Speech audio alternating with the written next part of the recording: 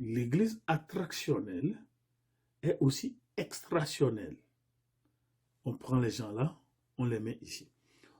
Or, l'église ne doit pas être seulement attractionnelle, extrationnelle, mais elle doit être aussi incarnationnelle. C'est-à-dire quoi? On est en connexion avec le monde. Comme Jésus l'a dit, vous êtes dans le monde, mais vous n'êtes pas du monde. Jésus n'est pas venu créer un monde à part pour le chrétien. Donc, cette mentalité d'extrationnalité ou bien d'attractionnalité, c'est-à-dire, nous, on puise les gens de la société pour créer un semi-groupe. Mais c'est pas ça la Bible. C'est pas ça la Bible. On garde toujours contact avec le monde. Et c'est pourquoi vous allez constater que les gens nous demandent, est-ce que vous êtes des chrétiens? Est-ce que vous êtes des chrétiens? Ou on dit, ils ne vont pas à l'église, ou pas les saluer, ils ne vont pas à l'église. Comment un chrétien parle comme ça? Est-ce qu'il est un chrétien? Ou bien il est un tchétchien? Nous restons toujours avec les églises attractives, attrayantes et les églises missionnaires. Bon, les églises attractives, le focus, c'est comment plaire aux gens, comment respecter la classe sociale des gens. C'est pas mauvais, mais l'ADN de l'église d'abord, c'est la fille du Saint-Esprit. Et c'est le Saint-Esprit qui veut diriger l'église, qui veut régner dans l'église. Donc, nous voyons que l'église attractive n'est pas organique. Autrement dit, on suit ce qu'on appelle le programme du culte. On se demande qui fait le programme de quel culte à qui? Qui est adoré? Est-ce que c'est l'adorateur qui détermine le programme du culte de l'élément adoré, ou bien c'est l'élément adoré qui impose, qui dicte comment il doit être adoré? Donc on suit le programme parce que on se plaît de dire on en fait tel nombre de cultes. C'est pas mauvais.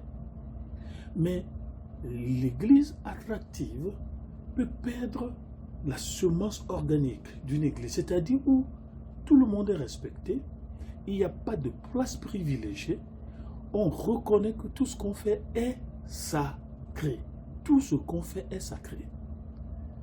Nous ne sommes pas là pour suivre un programme, nous ne sommes pas là pour suivre une méthode, mais tout ce qu'on fait est sacré. Et on sait aussi que ce ne sont pas certains individus seulement qui ont des dons. Donc, dans les églises attractives, il y a un risque de ce qu'on appelle l'élitisme évangélique ou bien l'élitisme chrétien, c'est-à-dire que dans l'église, il y a des classes pour des classes. Nous sommes les mêmes, nous sommes sauvés par la même croix, nous sommes sauvés par le même évangile, nous sommes sauvés par le même Jésus, mais socialement parlant, on ne peut pas nous mettre ensemble. Et quoi qu'on ne dise pas ces choses, ce sont des choses qui se vivent, ce sont des choses qui se pratiquent. Et on se demande dans l'église, qui est-ce qu'on respecte vraiment? Mais dans l'église missionnaire, vous allez voir que chacun a un appel au ministère. Même s'il ne travaille pas maintenant, il a un don. Il a un don. Même s'il n'a pas été à l'école, il a un don. Même s'il n'a pas un diplôme, il a un don. Alors que dans l'église attractive, on prend plutôt en compte le niveau académique, socio-professionnel des gens. Aujourd'hui, vous allez voir, tout est doctoralisé. Docteur, ceci. Et je me pose la question, si le doctorat est ce qui rend meilleur les choses, pourquoi le monde continue toujours de souffrir? Dans un de mes devoirs, on m'a demandé si l'éducation est le problème du retard de l'Afrique. On a beaucoup de docteurs en Afrique. On a beaucoup de docteurs dans le monde.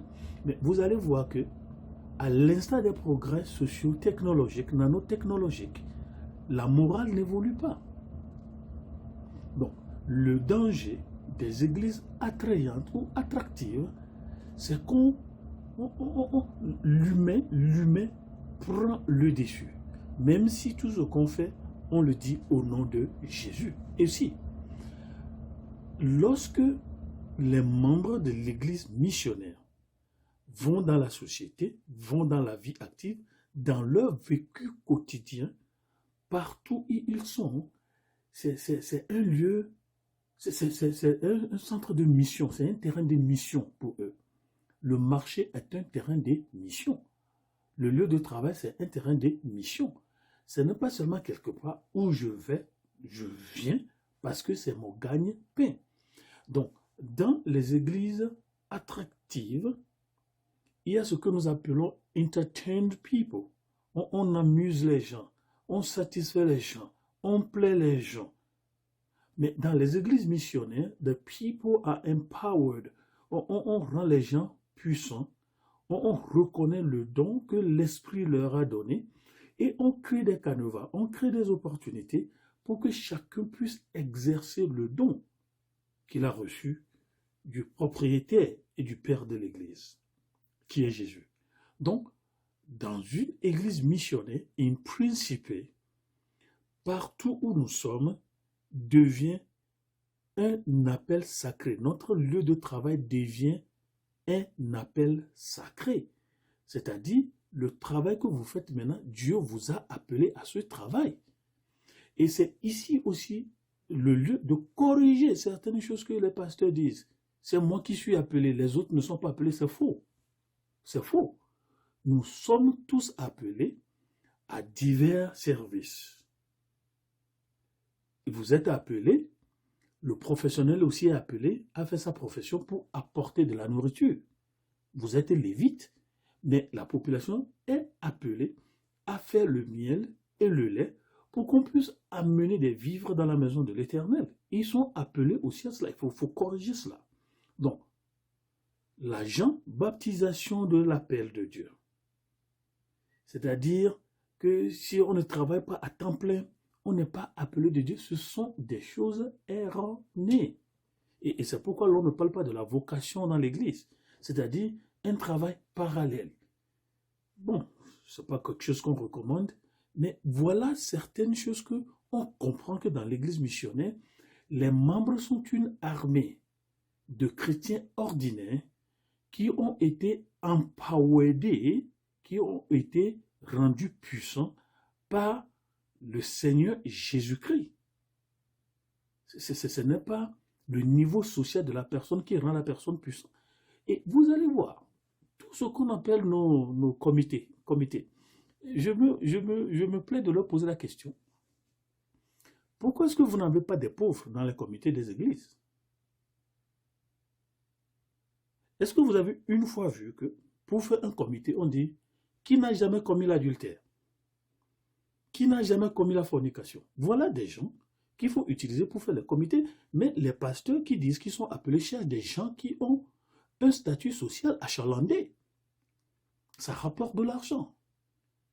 Et même dans le comité, vous avez des sous-comités, vous avez des cliques, des opuscules, des groupuscules, les proches du pasteur. Parce que c'est ça qui ramène de l'argent. Est-ce que c'est ça une église missionnaire? Donc, une église organique ou une église qui pense de manière organique, donc le leader, c'est-à-dire le pasteur ici, tout ça, ils ne sont plus là pour faire le travail de missionnaire de leur ministère. Autrement dit, le ministre ne fait plus son ministère, mais il équipe les chrétiens à faire le travail. Je suis pasteur, je forme d'autres pasteurs. Je ne dis pas que je suis pasteur, c'est un exemple. C'est-à-dire que je suis évangéliste, je suis appelé à atteindre les gens perdus. Mais dans une église organique, je ne fais plus seulement que ce travail-là, mais je forme d'autres personnes à gagner des âmes. Mais c'est ça une église organique. On forme les gens à faire ce qu'on est en train de faire. Et il n'y a pas de monopole d'exercice ministériel. Donc, si je suis enseignant, docteur, je ne suis pas seulement appelé à enseigner les gens, mais à former d'autres enseignants. On parle de formation des formateurs, TOT, en anglais, Training of the Trainers. Donc vous voyez qu'on a les gens ordinaires qui sont couplés du Saint-Esprit pour accomplir l'ordre suprême, la grande commission. C'est ce que Jésus a fait. Et je suis Jésus, mais je partage mon appel avec des gens pour accomplir ce que je suis supposé accomplir. Ça, c'est une église organique. Jésus n'est pas là, attitré, patenté. Et vous allez constater que dans l'église attrayante, attractive, le schéma de leadership organisationnel est vertical. Vous serez surpris de voir ça. C'est positionnel, c'est unilatéral, même si on le fait au nom de Jésus. Et on oublie de dire aux gens que, en fait, le leadership positionnel ou organisationnel que nous appliquons vient de la révolution industrielle, pendant laquelle il n'y avait que deux choses importantes, c'est-à-dire les machines et les ressources. Donc l'être humain n'était pas aussi important. La révolution industrielle. Et c'est cet esprit-là qu'on a utilisé pour créer ce que nous appelons le leadership de management, leadership managérial. Et des pasteurs font la même chose. Ils oublient que ce sont les membres qui font d'eux des pasteurs. Autrement dit, sans les membres, mon pastorat ne vaut pas sa raison d'être. Et dans certaines églises organiques, c'est-à-dire missionnaires, les pasteurs ont peur de certains de leurs membres qui ont des dons qu'ils n'ont pas. Et on diminue leur participation, on ne les programme pas, et on donne des arguments, alors que le pasteur ne comprend pas que l'église n'est pas à lui, et le vent souffle là où il veut, et il utilise qui il voudra. Voilà des choses que nous avons, et on se dit église de Jésus. Donc, une église organique, équipe d'autres chrétiens, a fait ce que nous sommes en train de faire. Et c'est ça le but. Donc, je reste toujours sur ma question. Vous êtes dans quelle église? Est-ce que vous connaissez bien votre église? Une église attractive devient aussi extrationnelle. Extrait. C'est-à-dire, on comprend la mission comme c'est notre devoir d'extraire les gens, de soustraire les gens d'un monde mauvais pour les loger à l'église. Au revoir.